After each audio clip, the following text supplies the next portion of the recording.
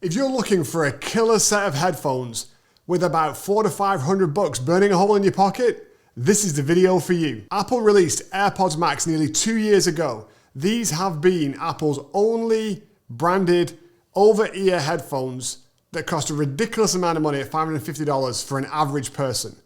But they may be worth it. Sony responded and they came out with, I know this is a packet, but let's have a look inside the packet, the XM5s.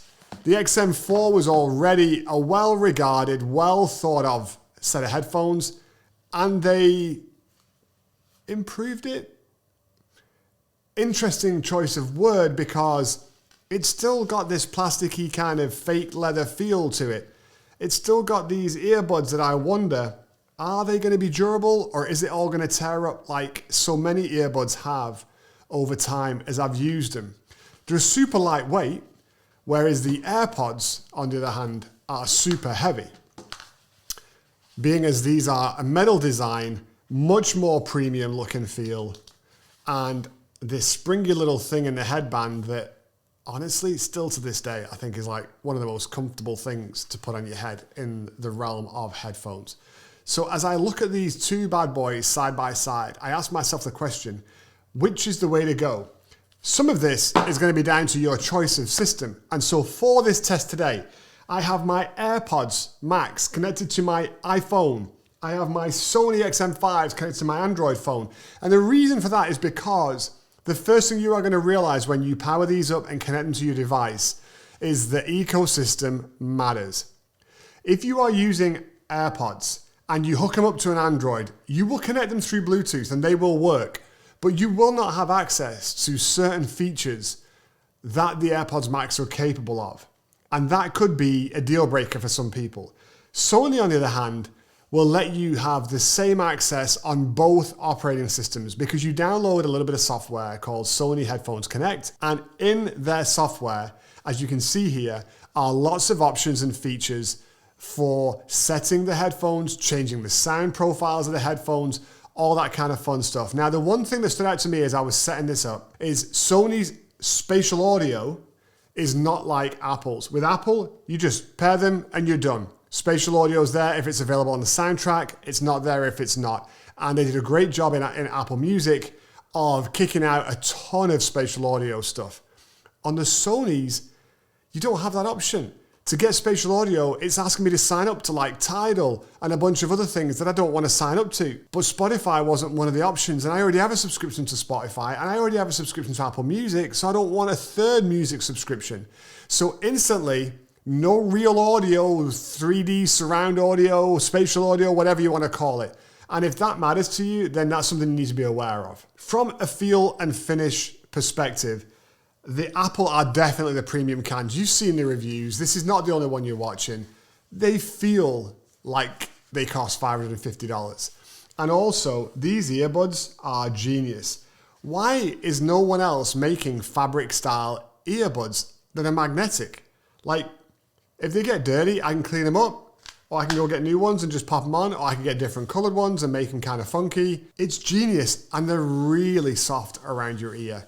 I also hate that they are rectangular because I think it looks weird, but I love that they're rectangular when I put them on my head because it fits right over my ears so perfectly. The Sony is an over-ear headphone and it's rectangle-ish. You can kind of see that, but it does have a little bit more curvature around it. Depending on the shape of your ears, it might fit over or it might not quite fit over. Sometimes when they're round, they kind of sit on the edges of your ears a little bit and they don't really make that suction cup seal. And so again, just something to be aware of. What I like on the Sony is USB-C versus Lightning port, which just kill it already. I like that you've got a regular headphone jack, 3.5mm. When you are traveling on a plane and all that kind of fun stuff, it comes with a real audio cable. You don't have that quite so easily with the Apple headphones. You're going to need a dongle adapter and all that drama. I also like buttons. You've got an actual on and off power button that you don't have. So right now, these AirPods are sitting on my desk. Here, you can see them. They are on. The second I take them out of this ridiculous case that doesn't even make sense to me, they are turned on. I could look like an owl, but that's about as great as I'm going to get. They're supposed to be super smart. I find the battery life can wear out on them a little quicker than you would think, because I'll take them off, I'll put them on the desk, you know, I'm doing some work or whatever, and then I forget, oh no, I've got to put them in the case, otherwise they're not turned off. I can't just hang them on a headphone hanger because they're still in a semi-low power state and it's still using more juice. I just don't like it. I think an on and off button would have been reasonable. And there are buttons here. You have a button on top for toggling through the noise cancellation and that kind of stuff. And you've got the crown here, the digital crown, just like on the watch, where I can click it and I can roll it. You gave me buttons. Why not just let one of them be an on and off button? Like, I don't understand. So many good things. That's a weird one. What we're going to do here is I'm going to play the same song on both phones, and that way I can just flip and flop between the headphones and try and describe to you what it sounds like, because there's no really good way for me to let you hear what's coming out the headphones, and obviously some of this is copyright music. Let's give it a whirl. It kind of fits around my head pretty well here, if I'm honest. Yeah, feels pretty pucker to me.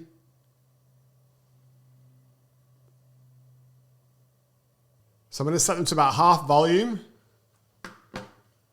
And this is Evie McKinney E6 Hot Mix. I've got a decent amount of bass. It's very clear. It's got a good solid punch, but I don't feel air moving. It's not like a thud. It's just a little bit of a punch. The highs sound crisp. I mean, it sounds really, really clear. Auto stop when I take them off. One thing I will tell you is I actually played with the settings in the Sony headphone software. This is not on the default sound profile. I actually tweaked it a little bit from one of their additional options just to make the sound a little bit to my personal taste, but they really thump and sound pretty sharp. So let's see how the AirPods do. And I'm going to use Spotify on my iPhone, just so I'm using the same software, and I'm not getting any nuances from Apple Music and their, you know, codecs and all that kind of fun stuff. Evie McKinney E6 Hot Mix, here we go. Yeah, I mean, dude, it's so interesting to hear how different the sound stages are. So I can cycle through. This is noise cancelling. This is now off. I'm back to transparency mode, so now I can hear myself talking. Dude, these sound unbelievable.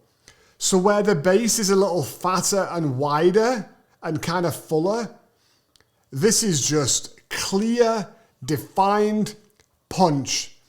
It's like there's no overlap as the frequencies change, and it's like, here's this bass, and then here's this mid, and then here, for the hook, comes the high and the treble. Is it massively better than the XM5s? No. But by golly, it's more than a little better. Okay, this is a bass heavy song. Let's go old school, just like we did on the XM4 earbud review. Journey, Don't Stop Believing. Let's see what these guys can do.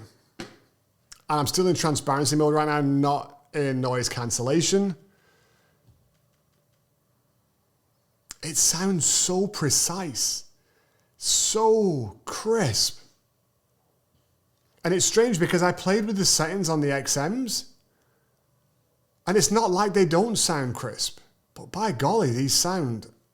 It's really difficult to say one sounds better than the other no matter what, because a lot of it's going to depend on what kind of music you listen to, how loud you like to hear it. I can tell you that the noise cancellation is exceptional on both of these.